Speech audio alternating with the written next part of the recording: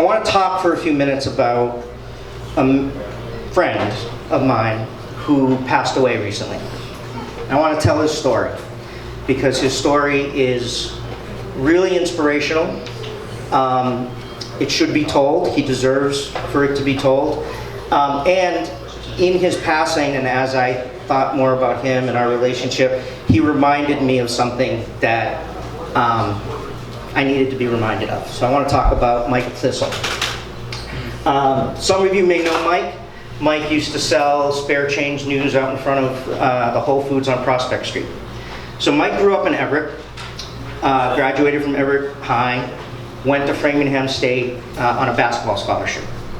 And when he graduated, he got invited to do, in the early 80s, to have a tryout with the Celtics. And as Mike says, they had this other 6'7" white guy named Larry Bird, so I didn't make it. But he ended up going to Europe, and he played several years in Belgium and did well. And he ended up coming back to the United States when his career kind of fizzled, and after being here for a little while, was diagnosed with cancer. And European basketball in the 80s, he didn't make a whole lot of money, and he certainly didn't have insurance when he stopped playing and got back here. So Mike fell into medical bankruptcy. He lost his home, and he became addicted to drugs and alcohol. And that started what we see so often of this up and down, right? He'd get sober for a little while, and get housing, and get a job, and then he'd fall back. And that went on for a while, a couple decades. And I met Mike in 2015. He was out selling spare change. I was collecting signatures. And anyone who knows Mike knows that he's incredibly charismatic, great smile, great storyteller. We'll talk to a brick wall for 3 hours, and I'm known to do that too. So you can imagine the two of us standing next to each other in front of Whole Foods. It quickly turned into a very long conversation. And he told me his story. And one of the things he said was that at that time he had been sober for a year, and he was living in a boarding house in Everett. And he was really worried because the other gentlemen in the boarding house were not sober. And he was really concerned that he was going to relapse and fall back to addiction. So he said he had a housing voucher, and he had been on the waiting list forever, and asked if I knew of anything that he could do. And I said, well, do you know about the inclusionary housing program in Cambridge? And he didn't. So I explained it to him, and I came back the next day with an application, and we filled it out, submitted it, and within a couple months, he had a one-bedroom apartment on Fawcett Street up in Alway. And that housing stability not only allowed him to maintain his sobriety, but what he did was he went back to get his certification to be a peer drug and alcohol counselor. And he got a job at Elliott Social Services, where he then paid it forward. He then started helping other people maintain their sobriety. And he did that for about 5 years. We stayed in touch, we met often. About 6 months ago, he said, I don't really have any family. Would you be my medical proxy? Because I need to fill out this paperwork. And I was honored and touched that he would trust me with that. So of course I said yes. So about a month ago, I get a call from his boss saying, hey, Mike didn't show up for work today. Have you talked to him? And he's never done that. And I said, no, I haven't talked to him in a couple of weeks. So I called him, no answer. I texted him, no answer. I Facebooked him, no answer. And later that night, we said, well, let's do a wellness check. So we sent the police over, and they found Mike unresponsive on the floor. And he had suffered a major stroke. So they took him to Mount Auburn.